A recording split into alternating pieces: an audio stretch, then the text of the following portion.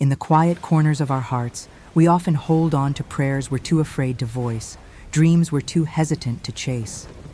But sometimes, God uses the purest, most innocent voices to speak His truth into our lives, shattering our comfort zones and leading us to a love we never dared to imagine.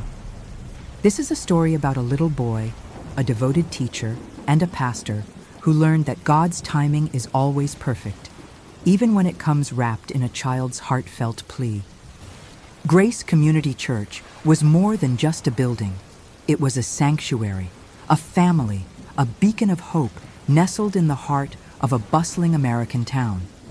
And at its very core, radiating warmth and gentle wisdom, was Isabella. Miss Isabella, as the children affectionately called her, was the Sunday school teacher every child deserved. Her classroom was a vibrant tapestry of construction paper crafts, Bible stories brought to life with animated gestures, and the sweet, sometimes off-key sound of children's hymns. She poured her heart into every single child, seeing not just their present, but the incredible future God had planned for them. Her laughter was infectious, her hugs comforting, and her patience seemingly boundless. Among her flock was 6-year-old Pedro, a bright-eyed boy with a mop of unruly brown hair and a smile that could melt glaciers. Yet, beneath that cheerful exterior lay a silent ache. 2 years had passed since his mother, Pastor Marcus's beloved wife, had gone home to be with the Lord. 2 years, and the nights were still the hardest. Marcus, a man of unwavering faith and profound compassion, did his best. He was a loving father, a pillar of strength for his congregation, but even a pastor couldn't fill the void of a mother's gentle touch, a mother's lullaby. He'd often find Pedro's small frame curled up in his bed, tears silently tracing paths down his cheeks, whispering for his mommy. Marcus carried his own grief with quiet dignity, a heavy cloak he wore beneath his pastoral robes. He preached sermons of hope and healing, yet sometimes the words felt hollow in his own heart. He loved his son fiercely, and seeing Pedro's lingering sadness was a constant reminder of what they had lost. He knew deep down that Pedro needed a mother's love, a feminine presence that could nurture and soothe in ways he, as a father, simply couldn't. But the thought of moving on, of even considering another woman, felt like a betrayal. It was too soon, he told himself, far too soon. And besides, who could ever compare to his late wife? He buried these thoughts, these nascent feelings, beneath layers of ministry and fatherhood, convinced that God would reveal His plan in His own time. What Marcus didn't realize was that God was already at work, orchestrating a divine symphony with the most unlikely of instruments, a child's innocent prayer. He also hadn't admitted, not even to himself, the quiet admiration that had been growing in his heart for Isabella over the past few months. He saw her devotion, her kindness, the way she knelt to speak to Pedro, eye to eye, making him feel seen and loved. He saw the light in her eyes when she spoke of faith, the genuine joy in her service. But he pushed these thoughts away, convinced they were inappropriate, premature.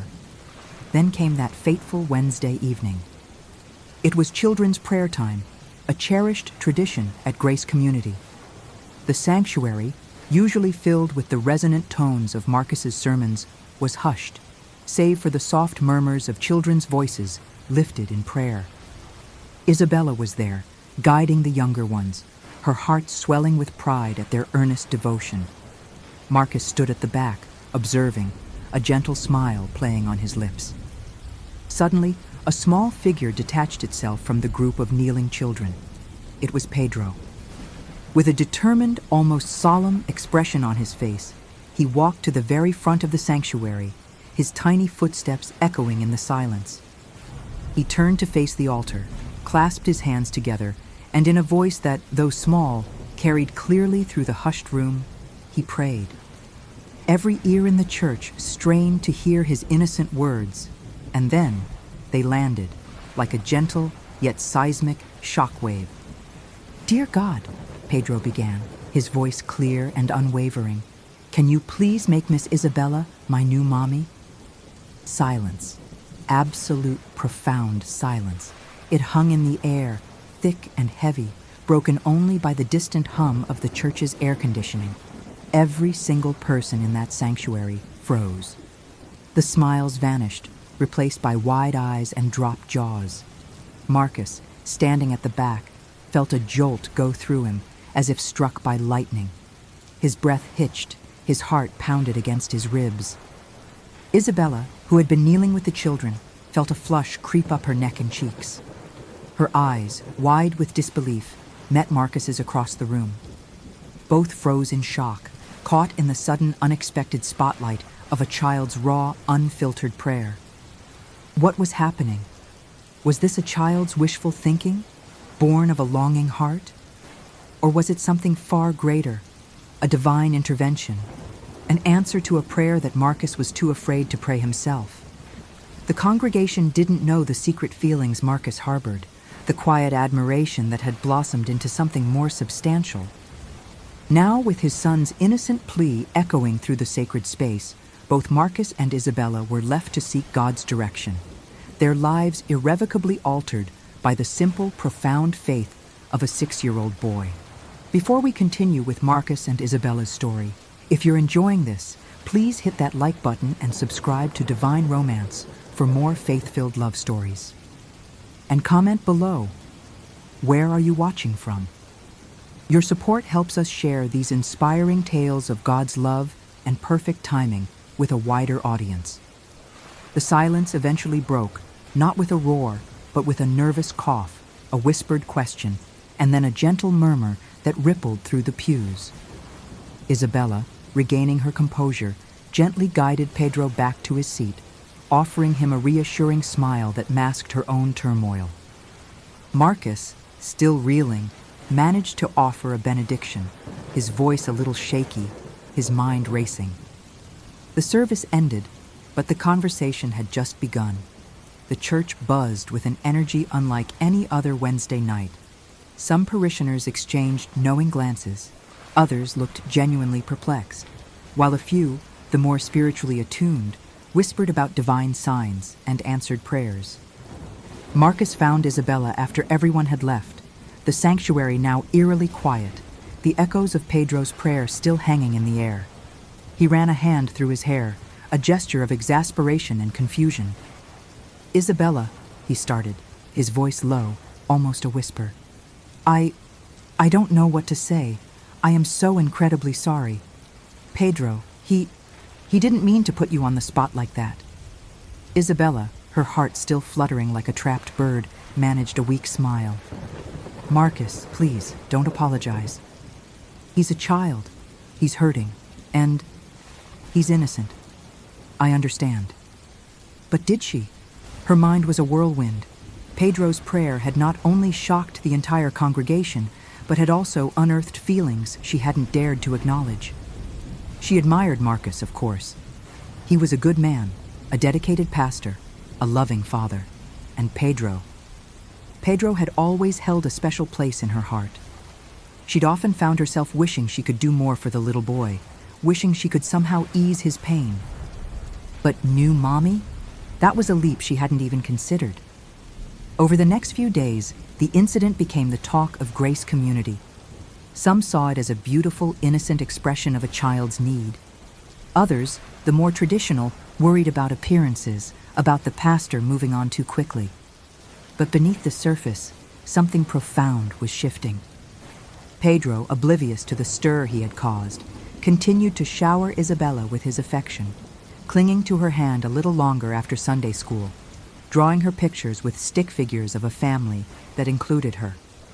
He saw her as a source of comfort, a gentle presence that reminded him of the love he missed. And in his innocent persistence, he unknowingly became a bridge between two hearts that were hesitant to connect.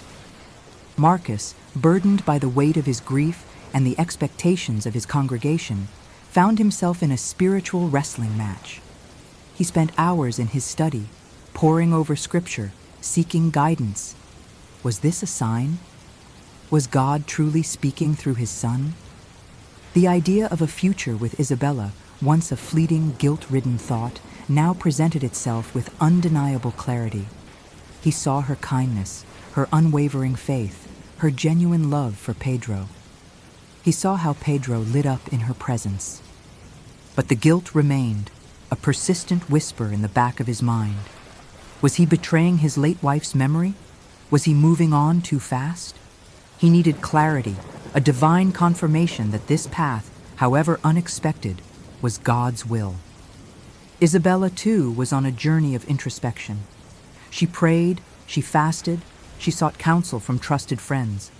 The idea of being Pedro's new mommy was overwhelming, yet strangely compelling.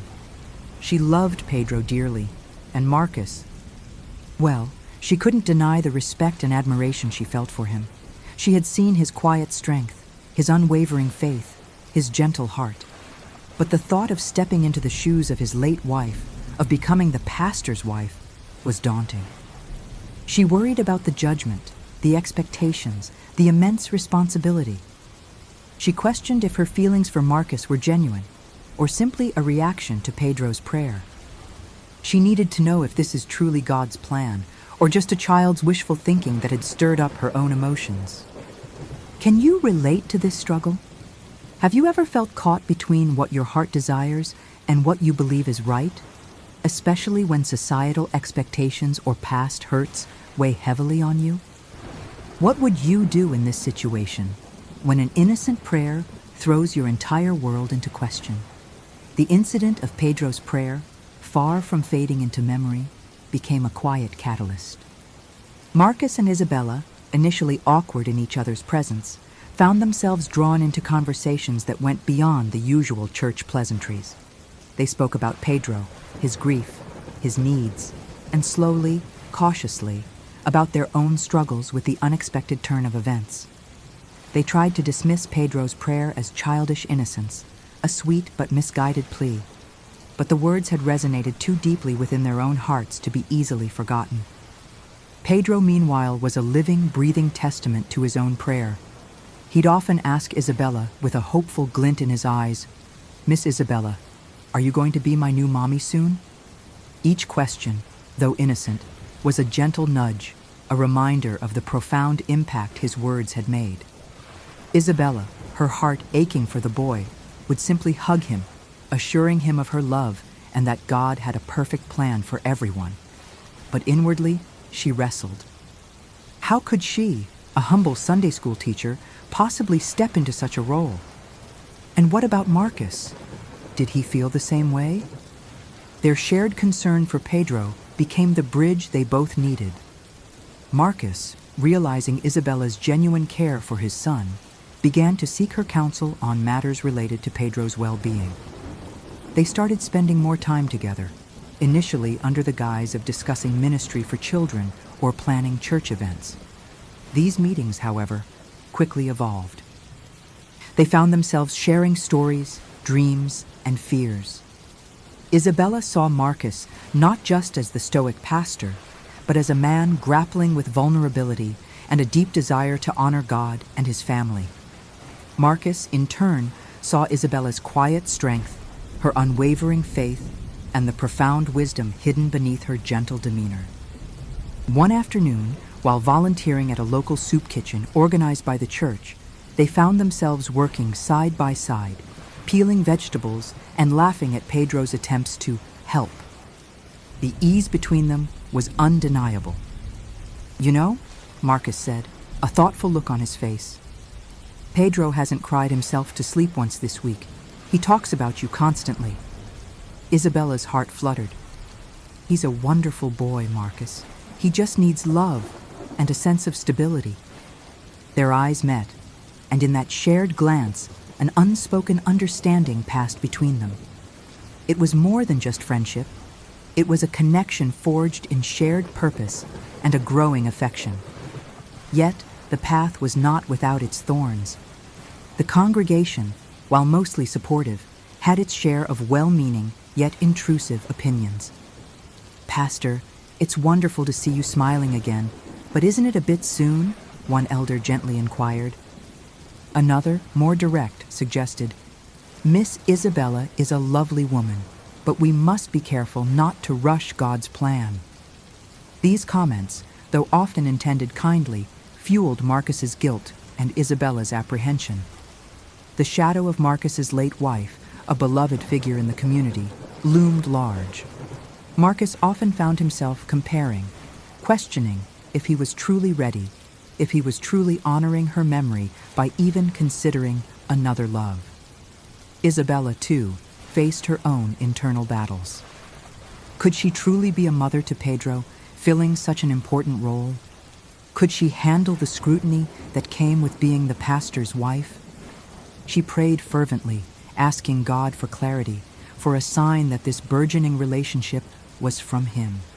She sought wisdom in Scripture, finding solace in verses about God's perfect timing and His ability to make all things new. She began to see that her feelings for Marcus were not merely a reaction to Pedro's prayer, but a genuine, God-given affection that had been quietly growing alongside her love for Pedro. Have you ever felt like God was silent when you needed Him most? Or perhaps, have you experienced a time when His answer came in a way you least expected, challenging your preconceived notions? What would you do in this situation when your heart is pulled in one direction, but your fears and the expectations of others pull you in another? The journey of faith often requires us to step out in trust, even when the path ahead is unclear. Their individual prayers and reflections slowly began to converge. Marcus, through deep meditation and counsel from a trusted mentor, realized that honoring his late wife's memory didn't mean living in perpetual grief, but embracing the new life and joy God might have for him and Pedro. He understood that love, in its purest form, expands. It doesn't diminish. Isabella, through her own spiritual discernment, recognized that God had uniquely prepared her for this moment. Her love for children, her unwavering faith, and her gentle spirit were not accidental. They were gifts to be used in His service, perhaps even in this unexpected way. Pedro, observing the subtle shifts, the shared smiles, the quiet moments of connection between Marcus and Isabella, began to heal in ways Marcus hadn't thought possible. His laughter became more frequent, his eyes brighter. He started drawing pictures of a family with 3 figures, a testament to his growing hope. The innocent prayer, once a source of shock, was slowly, beautifully, becoming a prophecy fulfilled, guided by divine hands. The turning point came during the annual Grace Community Church Family Fun Day.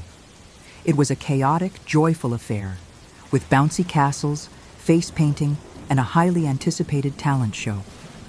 Pedro, usually a shy participant, had been practicing a simple song with Isabella for weeks.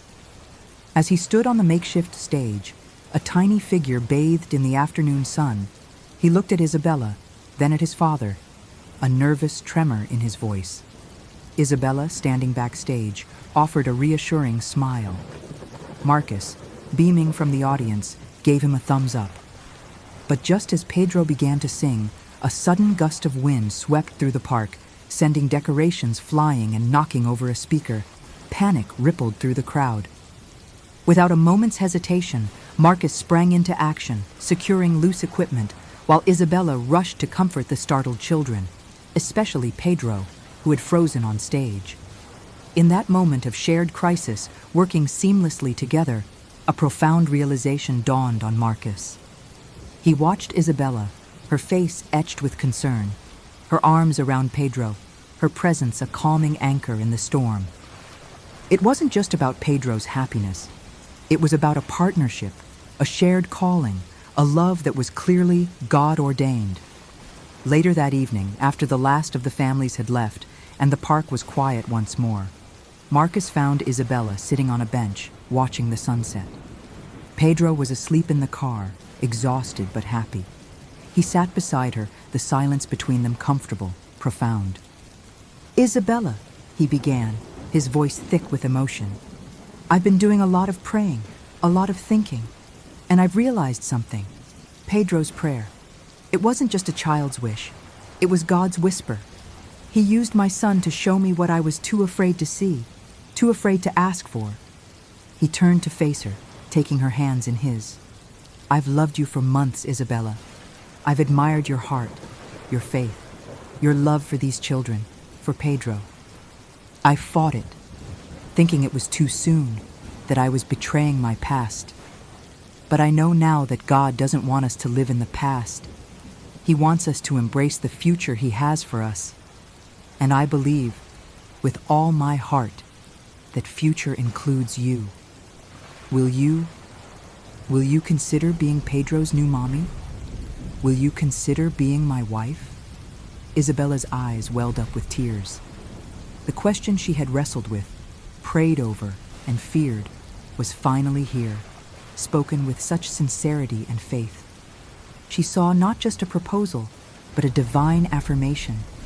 "Oh, Marcus," she whispered, her voice trembling. "Yes, 1,000 times, yes, I love Pedro, and I love you too. I've been praying for this, for clarity, for God's will, and I believe this is it." The news spread through Grace Community Church like wildfire, but this time there was no confusion, no nervous murmuring. There was only joy, relief, and a profound sense of awe at how God works in mysterious ways. The congregation, witnessing the genuine love and faith that blossomed between Marcus and Isabella, saw the answer to Pedro's innocent prayer as nothing less than a miracle. They had seen Marcus heal, seen Isabella step into a role she was clearly meant for, and seen Pedro flourish under their combined love. The wedding was a celebration of faith, family, and new beginnings. Pedro, dressed in a tiny tuxedo, stood proudly beside his father, his smile wider than ever. As Isabella walked down the aisle, her eyes met Marcus's, and then, briefly, Pedro's. In that moment, she wasn't just becoming a wife. She was becoming a mother, fulfilling a prayer spoken from the purest of hearts. The sermon, delivered by Marcus's mentor, spoke of God's faithfulness, His ability to restore, and the beauty of a love founded on divine purpose. It was a testament that sometimes the most profound prayers are answered in the most unexpected ways, through the voices of those who trust Him implicitly. Their life together wasn't without its challenges, but it was built on a foundation of unwavering faith, mutual respect, and a love that grew deeper with each passing day. Pedro thrived, his laughter echoing through the parsonage, a constant reminder of the day his innocent prayer changed everything. Marcus and Isabella often looked at each other, a silent understanding passing between them. Knowing that God had indeed answered a prayer, Marcus was too afraid to pray himself, weaving their lives together in a beautiful tapestry of divine romance. If this story touched your heart, share it with someone who needs to hear it today. Let it be a reminder that God hears every prayer, big or small, and His plans for us are always more beautiful than we can imagine. Subscribe to Divine Romance for more stories that inspire faith, hope, and the enduring power of God's love.